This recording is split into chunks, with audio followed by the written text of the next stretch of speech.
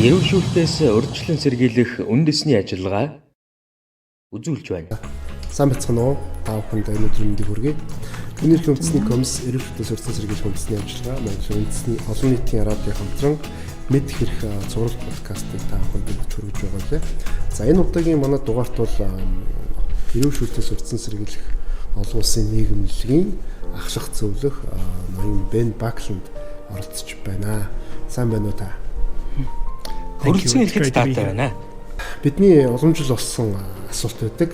За оролцогчдоос асуух энэ улам жил болсон асуултаараа эхлэе гэж бодож байна. За та өөрийнхөө тухай бас бидэнд танилцуулж өгөөч. За мөн APT байгууллагын одоо талаар Монголын одоо сонсогч үзэгчдэд танилцуулж өгнө. Та бүхэнд энэ өдрийн мэндийг хүргэе. Намайг Бен Бакланд гэдэг.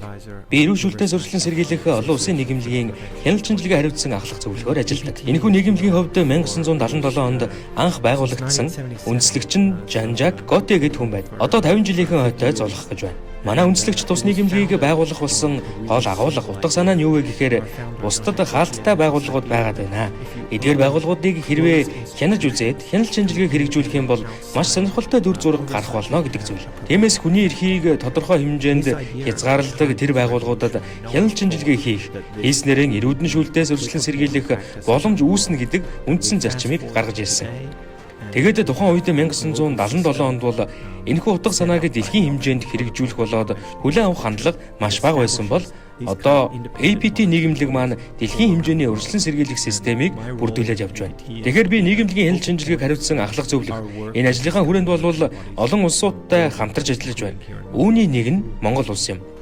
APT нийгэмлэгийг одоо үүсгэн байгуулагч Жан-Жак Готе эрүүдэн шүүлтийг бол 100-ны чүүрт явдал гэж одоо хүн төрөлхтний чүүрт явдал гэж нэрлсэн байдаг.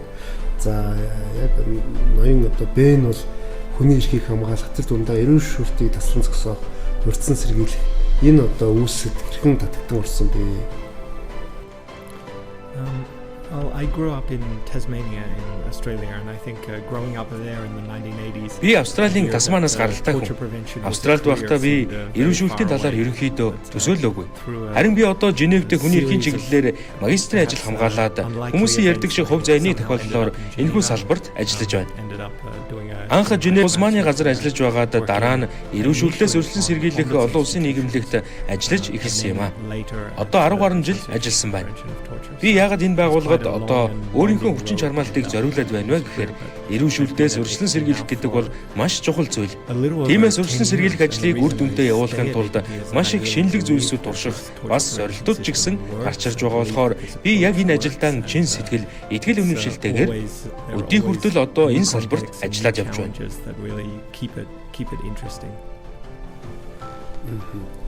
За ирүүшүүлтээс урьдчилан сэргийлэх гэж Монгол улсад нэрлсэн NPM буюу үндэсний урьдчилан сэргийлэхийн механизмын тухайн одоо улстай гүйцэтгэх өөрийн оройлын талаар одоо бидэнд бас тайлбарлаж өгөөч. So under the optional protocol for the convention. Тэгэхээр NPM буюу ирүүшүүлтээс урьдчилан сэргийлэх үндэсний ажиллагаа бол өмнө ярьсан конвенцийн хүрээнд яг ямар чиг үүрэгтэй вэ гэхээр эрүүдэн шүүх болон бусад хэлбэрээр хэрцгий хүнлэг усаар буюу хүний нэр төрийг доромжлон харьцаж шийдэхийн эсрэг конвенцийн нэмэлт протоколд юу гэж заасан бэ гэхээр NPM буюу үндэсний урьдчилан сэргийлэх механизм маань хамгийн гол үүрэг нь хяналт шинжилгээ хийх. Хяналт шинжилгээг урьдчилж төлөвлөгөөт болон төлөвлөгөөт бус байдлаар тодорхой хэмжээнд хүний эрх эрхчлөлөг хязгаарлагдаж байгаа газруудад очиж хяналт шинжилгээ хийх юм. Тэгэхээр зөвхөн хорих байгууллага эсвэл цагдаагийн эрүүлжүүлэх, саатуулах, баримтлах бариар хязгаарлагдахгүй. Хүүхдийн асрамжийн газар, өндөр наснуудын асрамжийн газар, сэтгцийн эрүүл мэндийн эмнэлэг зэргээр давхар хяналт шинжилгээ хийж байгаа юм. Эдгээр газруудад урьдчилж мэдэгдэлгүйгээр хяналт шинжилгээ хийж, дээрх газруудад ямар нэгэн байдлаар хүнлэг бус харьцах, эрүүлжүүлэлт явагдсан эсхийг хянаж тогтоох, урьдчилан сэргийлэх арга хэмжээ авах бүрэн эрхийг эдэлдэг. Энэ эрх маань конвенцийн нэмэлт протоколын дагуу өгөгдөж байгаа юм. Зөвхөн одоо дээрх байгууламжуудад байгаа хүмүүсээр зогсохгүй. Богино хугацаанд ч хүний эрх хэрэгчлөө хязгаарсан нөхцөлд ч хяналт шинжилгээг хийх үүрэгтэй. Тухайлбал гудамжинд явж байгаа хүнийг тодорхой хугацаагаар богино хугацаагаар ч хамаагүй саатуулаад мэдээлэл авлаа гэхэд энэ бол бас л нөгөө конвенцийн маань хамрах асуудлын тохиолдол болж явдаг юм а. Хэдийгээр яг нэмэлт протоколын хүрээнд нэгдсэн үндэсний байгууллагаас өгч байгаа зөвлөмжүүдийг тухайн улсын засгийн газар заавал хэрэгжүүлэх үүрэг хүлээхгүй ч гэсэн нөгөө талаасаа засгийн газрын холбогдох төлөөллүүдтэй хэлцэл хийж үүссэн асуудлыг шийдвэрлэх, ялангуяа дүгнэлт зөвлөмжүүдийг шийдвэрлэхтэй холбоотой хэлэлцүүлэгт оролцоно гэдэг нь эрүүл шүүлтээс урьдчилан сэргийлэхэд чухал нөлөө үзүүлж байна гэж үздэг юм.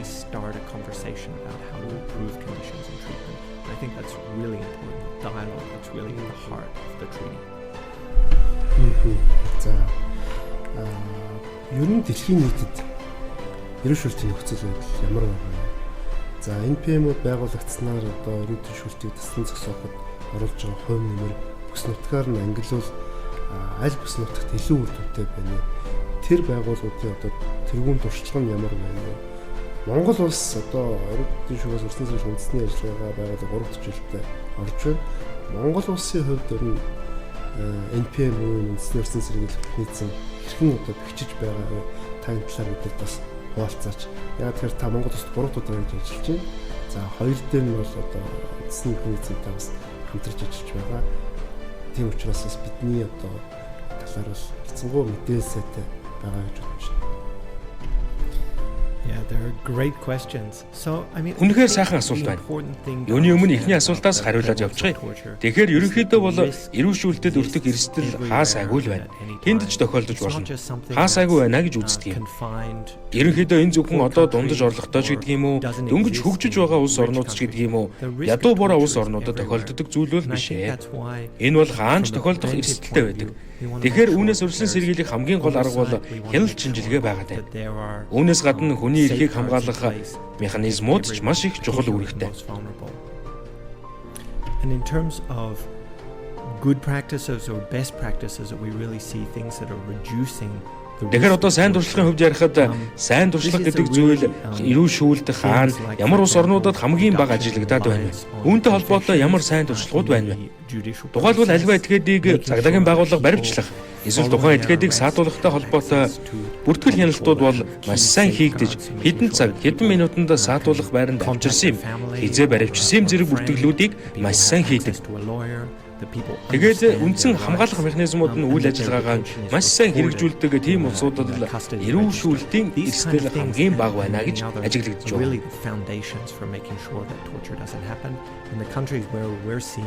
A reduction in torture are those where not only those things exist in law, but they're also implemented in practice in all the kinds of places where people are deprived of liberty.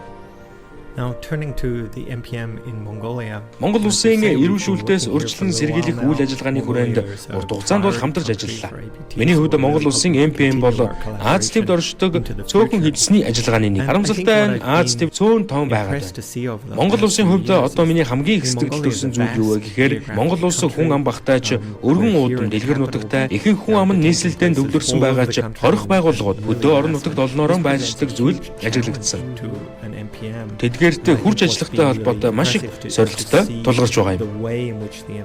Гэсэн ч Монгол улсын NPM маш идэвхтэйгээр хүний нөөц хязгаарламжтай байсан ч өөрийн чадлаа бүрэнд ажиллаад эдгээр хорих байгууламжууд зэрэг газруудад хурж ажиллаж байгаа явдлыг хараад маш их өндөр сэтгэл төрсөн. Үүнтэй холбоотой ABT нийгэмлэгийн хувьд Монгол улсын NPM-ийг тэргүүлэх ач холбогдолыг нэгж гэж үзээд Монгол улсын сайн туршлагыг Аз тивдэд түгээн тунхаглая гэдэг хүсэл зорилготой байна. Энэ чүүднээс APT зүүн өмнөд Аз болоод өмнөд Азийн улсуудтай хамтарч ажиллаж байна. Эдгээр улсуудад бас тоог нэмэх юмсан гэдэг хүсэл зорилготой байна.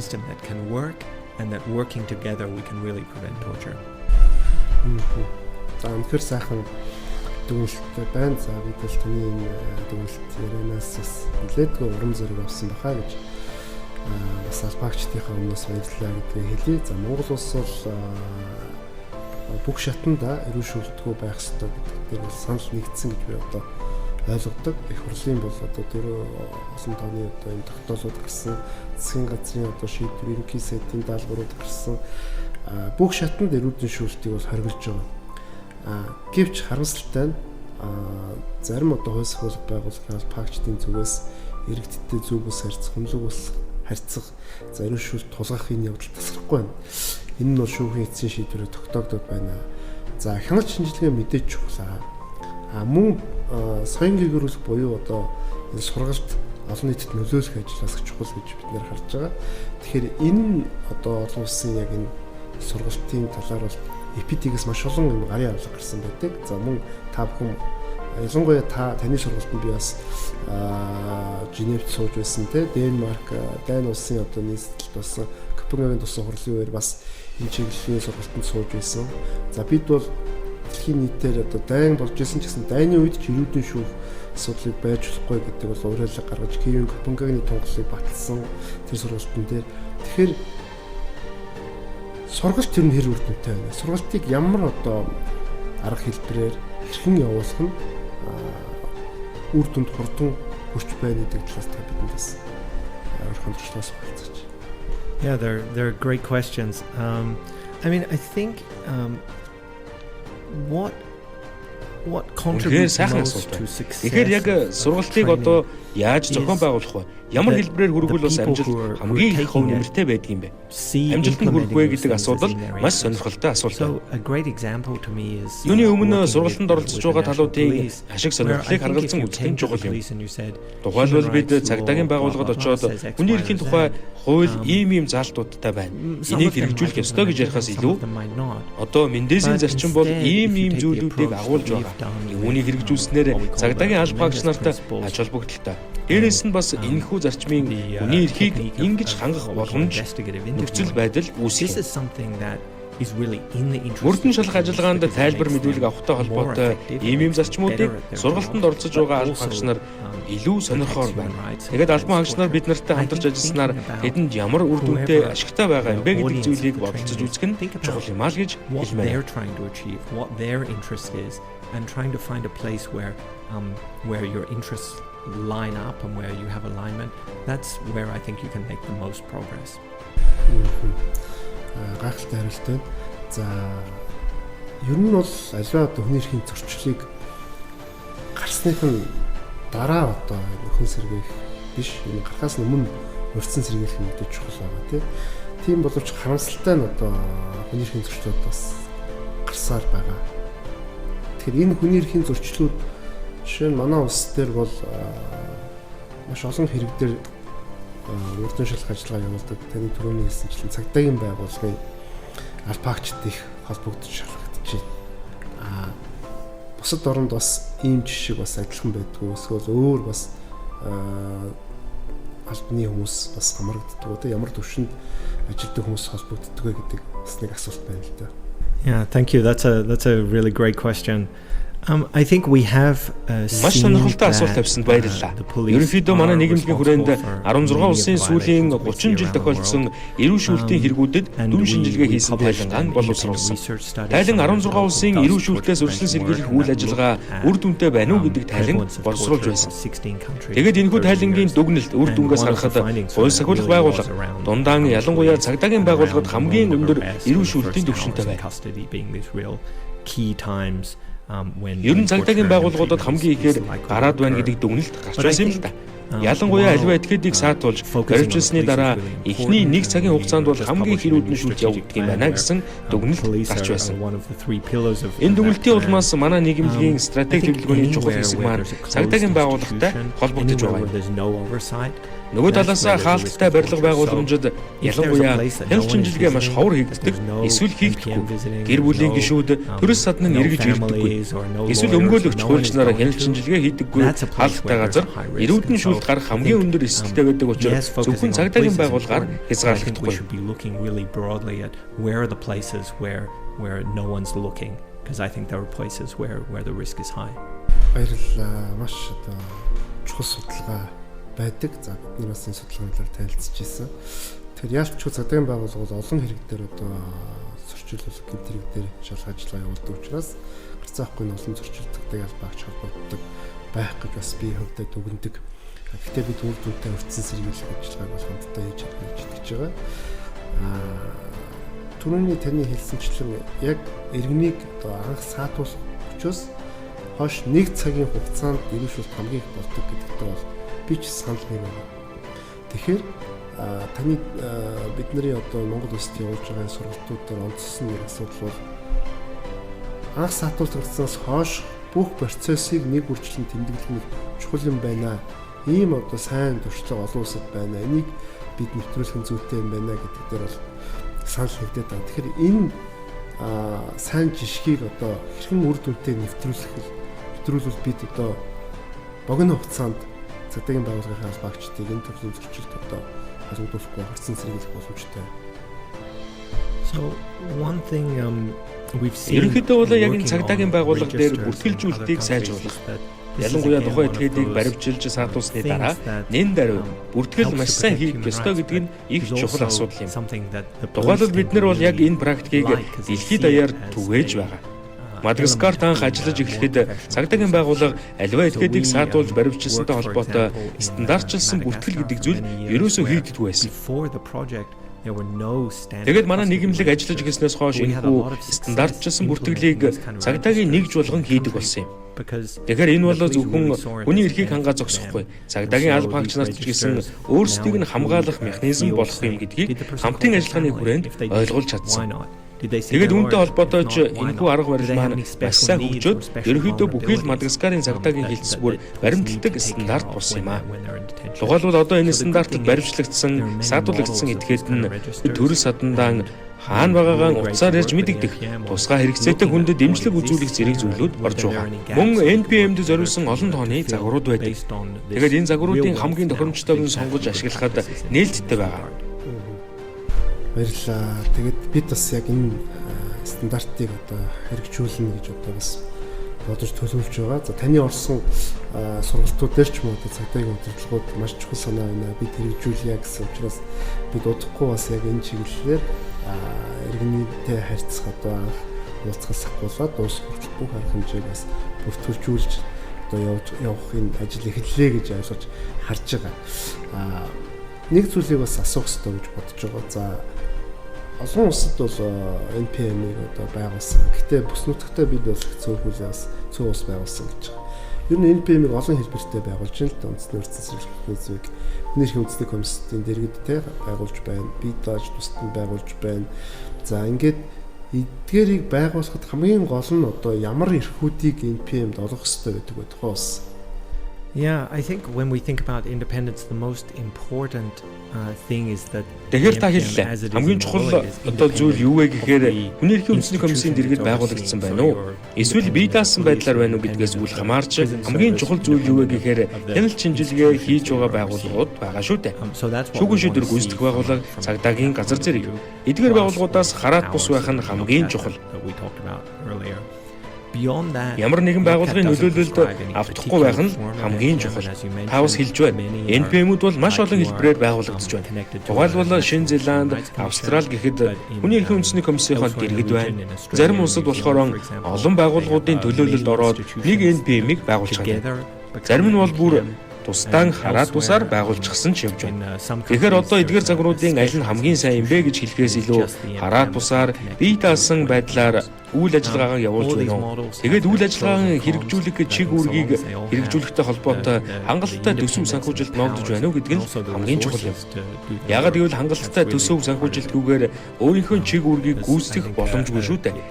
Тэгэхээр эдгээр факторууд болохоор хамгийн чухал юм байна уу гэж харагдаж байна. Хэлбэрээс илүү. Is never going to be completely independent. So all of these factors come together to make an institution strong and independent. Баярлалаа. Маш чухал одоо асуудал. Хаа сайгүй бас энэ бие даасан хараат бус байдлын асуудал тулгардаг юм билээ. Бид бас Ислам улсад бас яг энэ NPM-ийн чиглэлээр бас туршлага судалсан. За мөн л бас төсөв санхүүтэй холбоотой үйл ажиллагааны одоо төлөвлөлтөн дээр анхаардаг асуудлууд гардаг гэж бидэнд бас танилцуулж байсан. За нэг зүйлийг асуухгүй бас болохгүй байна. Энэ бол заавал шүү асуух хэрэгтэй асуулт гэж би бодож байгаа. За дэлхийн нийтээр 6 сарын 25-нд бол 26-ны өдөр, 24-ний өдөр гэдэг ингээд тэр өдрүүдэд эрүүдийн шүүхийн одоо шүүгдэж хохирсон тэр иргэдийн эрхийг сэргээхэд дэмжлэг үзүүлэх дэлхийн өдөр байна. За бид энэ эрүү шүүлтийн улмаас хохирсон иргэдийн эрхийг хэрхэн хамгийн хурдан одоо хангаж зөрчигдсөн эрхийг сэргээж хохирлыг барагдуулж багтуулах боломжтой тийм одоо зохицуулт хэрхэн бий болгох вэ? Жишээ нь одоо хөрлийг яагаад хурдан барагдуулах ёстой вэ гэдэг дээр бас танаас тодруулмаар байна л да. Яа тэгэхээр миний одоо бодож байгаагаар бидний нөхцөл байдалд харахад манай улсад бас энэ төрлийн гэмтрэгт түүний хэмжүүлэлт хохирсон иргэдийн хөрлийг нөхөн сэргээхэд бол их удаан хугацаанд процесс үргэлжилж байна. Энэ бас хууль эрх зүйчтэй холбоотой байна. Бас өөр олон шалтгаан байна. Тэгэхээр бид энэ хохирлыг төрүүлж барагдуулах буюу эргээд тэр хүний хэвийн амьдралд нь одоо буцаах энэ бүх нөхцөл боломжийг бүрдүүлэх хамгийн чухал байна. Тэгэхээр энэ туршлага одоо олон улсад ямар байна? Энийг бидэнд бас хуваалцаж бид энэ цаашдаа энэ хүнийхээ эрхийг хохирчдын эрхийг хангах юун дээр анхаарах вэ гэдгээр та бас яг ахлах зөвлөхийн хувьд бас бидний зөвлөж. Yeah, that's a great question and Тэгэхээр сайхан асуулт байна. Иргэдийн эрхийг сэргээхэд 6 дугаар сарын 26-ны өдрүүд бол маш их чухал үйл явдлаа гэж бидний зүгээс үздэг. in terms of these questions Ерөнхийдөө хохирсон иргэдийн эрхийг нөхөн сэргээх асуудал бол яг APT нийгэмлэгийн хамрах асуудлаас бол халиаж явж байгаа. Мэдээж олон улсын нийгэмлэгийн хувьд өөрийн гэсэн мэрэгсэн салбар асуудал гэж байгаа. Тиймээс танд дэлгэнгүй хариулт өгч чадахгүй байна. Гэхдээ бид нар сүүлд эв сүлтээс урьдчилан сэргийлэх хохирогчдын эрхийг сэргээх зэрэг чиглэлээр ажилладаг байгууллагуудын консорциум гэж байгуулсан. Энэ нь ерөнхийдөө энэ чиглэлээр ажилладаг байгууллагуудын холбоо гэж хэлж болно. Энд эрүүшүүлэлтэд хохирсон хүмүүсийн эрхийг сэргээх зөвлөл гэж бий. Бидний зүгээс та бүхнийг тус холбоотой холбож өгч болно. Та бүхэн тус холбооноос хохирсон иргэдийн эрхийг нөхөн сэргээхтэй холбоотой ямар ажлуудыг түргэн шуурхай хийж болох холбогдох зөвлөгөөг авах боломжтой маа гэж хэлмээр байна. Баярлалаа. Бид бол холбогдож туршлага судалгаа ажиллагаа бол бас эхлээд явж байгаа. Тэгээд цаашдаа бас энэ төрлийн гэмтрэгт хохирсон иргэдийнхээ хохирлыг одоо нөхөн төлөвлөх зам хохирохоос урьдчилан сэргийлэх чиглэлээр бас тодорхой үр дүнд хүрнэ гэж найдаж одоо бас тэр чиглэлээр идэвхтэй ажиллаж байгаа. За нэг одоо бас тодруулах зүйл байгаад байгаа. Бид нэр тусгай сангаас би одоо тусгай сан ердөө шүүх эсрэг хороонд бид бас төслөө бичээ тусгай сангаас Монгол улсад хэрэгжүүлэх төсөл дээр бол санхүүжилтүүд дэмжигдсэн энэ жил. Зам APT бас Монгол улсад яг энэ эрүүшүүлэлт сангидах эрхийг хангах урьдчилан сэргийлэх чиглэлээр төсөл бичээд бас тусгай сангаас дэмжигдсэн гэж бид баяртай мэддэг. Бас нүүбэстэй юуны ердөө шүүх эсрэг хорооноос бид мэйлээр хүлээж авсан. За та Монгол улсад энэ одоо хэрэгжих төслийнхөө үр дүн хэрхэн харж одоо байгаа вэ? Тэр талаар ямар ажлыг одоо хэрэгжүүлэхээр төлөвлөж байгаа онцлогуудаас нь бас биднэрт ярьж өгөөч. Yeah, we have a lot of plans with the MPM and with the authorities. Нэмэлт протоколын хүрээнд нэгдсэн үндэсний байгууллагын зүгээс бидний хамтран ажиллах төслийг батлагдсанд бид маш их таатай байгаа. Монгол улсын NPM-тэй хэрэгжүүлэх маш чухал ажлуудыг төлөвлөжгөөд байна. Тэгээд үүний бас нэг чухал зүйл нь юу вэ гэхээр NPM-ийн аль багч нарын дотоод ур чадварыг нэмэгдүүлэх шаардлагатай үүнд чиглэсэн хамтын ажиллагаануудыг хийнэ гэсэн төлөвлөгөөтэй байгаад байна л да. Мөн Мендезийн зарчмыг хэрэгжүүлэхтэй холбоотой цагдаагийн байгууллагад ялангуяа аливаа этикетийг баримтжилж саатуулсны дараах эхний 1 цагийн хугацаанд тэр хүнд яг ямар эрхүүдийг эдлүүлэх ёстой. Хамгаалтын механизмуудыг хэрэгжүүлэхтэй холбоотой хууль сахиулагч тэр дундаа цагдаагийн байгууллагад хэрэгжүүлэхтэй холбоотой туршлага судлах зэрэг холбогдох ажлуудыг хийхээр төлөвлөж байна. Би өмнө нь хэлсэнчлэн Азийн бүсэд цөөхөн байдаг ч би Монгол улсын сайн дуршлагыг Бангкокт зохион байгуулагдах Аз номхон далайн бүс нутгийн чуулга уулзалтад түгээж бүс нутгийнхаа бусад орнуудын NPM-үүдийн үйл ажиллагааг идэвхжүүлэх, зохион байгуулахад хамтарч ажиллах юмсан гэдэг хүсэл зорилготой байгаа. Энэ төлөвлөгөө маань бас орсон байгаа. So there's a lot of work to be done, but we're really excited about our cooperation and very happy that our joint projects were both approved. Баярлалаа. Одоо бидний цугонч одоо хэрэгжиж байгаа NPM-ийн үйл ажиллагааг өндрөөр хөрвүүлж туршлагыг түгээн хамтраж ажиллана гэж бас баярлалаа. Сайн сонсогдож байна. За бас өндөр хариуцлага байна гэж харж байна. За бид та түрүү хэллээ. Үндэсний урьдчилан сэргийлэх механизмын аль багчдыг одоо мэдээж чадварчуулах чухал байна. Гэтэл сүүлийн үед бас яг энэ механизмын албаагчид болон энэ одоо бидний лөө чиглэсэн бас ил бадаал ийм зөвс хандлагууд бас илэрж байгаа л да. Жишээ нь одоо хяналт шинжилгээгээ явах хугацаагаа одоо төрүүлээд хэлэх боломж байна уу гэх юм эсвэл хяналт шинжилгээнийх нь явцад бид нэр цуглуулсан материалаараа эргээд зөвлөмж хөрвүүлээд зөвлөмжийн биелэлтийг тооцоход бол зөвлөмжийн биелэлтийн хувьд бол одоо бас нэг өндөр дүгнэх асуудал байна уу гэх юм эсвэл ер нь NPM үр дүнгүй штэ тийм чухал биш штэ гэсэн ойлголтыг нийт төрүүлэх байдлаар албан тушаалтнууд олон нийтэд мэдээлэл хүргэж байгаа асуудлууд бас гарч ирлээ. Тэгэхээр ер нь энэ механизмыг хамгаалдаг одоо хамгаалт гэж ямар одоо хамгаалт байна. Ялангуяа энэ албаагчдын одоо илүү хараад ус байдлыг бид нар хангаж хамгаалах ийм механизм асуусад байдаг бол бидний хуалцаач төрлийн мэдээлэл байна л дээ. Yeah, thank you. That's an important. Авал маш чухал асуудлыг хөндөж байна. NPM-ийн албан хаагчдыг ямар нэгэн байдлаар нөлөөлөлтөд оруулах орлогоос яаж ангид байх вэ? Тийм зүйлсээс яаж ангид байх вэ гэдэг зүйл бол маш их чухал. Тэгээд яах вэ? Энийг шийдэх нэг арга нь бол нөгөө хууль эрх зүйн орчныг сайжруулах байж болох юм. Тэгснээрээ ажилтнууд нь тодорхой хэмжээний дархан халдшгүй эрхийг эдлэн эсвэл ямар тодорхой хэмжээний давуу эрхийг эдлэн гэдэг юм уу? Тийм зүйлсүүд яригдчих болох юм. Тэгээд үүн дээрээ нэмээд ажилтнуудад ямар нэгэн байдлаар нөлөөлөхийг завдсан ч гэдэг юм уу? Эсвэл халдсан ч гэдэг юм уу? Үс онцонтой холбоотой зүйл ихээр тохиолдох. Үүнийг эрүүгийн гэмт хэрэг тооцно гэдэг зүйлийг хуульд оруулах юм бол ийм зүйл болохоос маш хүчтэйгээр өрсөлдөн сэргийлж чадна гэж бодож байна. Үүнээс гадна холбогдох байгууллагуудыг илүү мэдлэгжүүлж NPM гэдэг эцсийн дүндээ та бүхэнд ч гэсэн ашигтай зүйл байгаа шүү гэдгийг ойлгох нь их чухал гэж бодож байна. Энэ бол цаг хугацааны явц бий болсон. Тухайлбал цагдаагийн албаагч маш хүнд, маш их ачаалттай хүнд ажлыг хийж байгаа. Мөн шүүхийн шийдвэр гүйцэтгэх байгууллагын албаагч хүн хэмжин өөрийн гэсэн эрхийг эдлэнэ. Цагдаагийн албаагч гэсэн өөрийн эрхийг эдлэнэ. Хэдийгээр NPM хяналт шинжилгээ хийж байгаа ч гэсэн та бүхний ч гэсэн таны эрхийг хамгаалахад чиглэж байгаа шүү гэдгийг цаг хугацааны явцад ойлгох нь маш их чухал.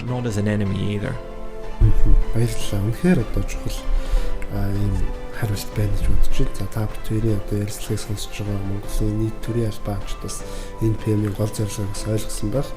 Бид зөвхөн тэнд төрийн албаагчдын эрхийн асуудлаас ангид хязгаарч байдгүй бас төрийн албаагчдын эрхийг хамгаалах гэж одоо NPM бас явдаг гэдгийг бол та маш тодорхой хэлээд өглөө.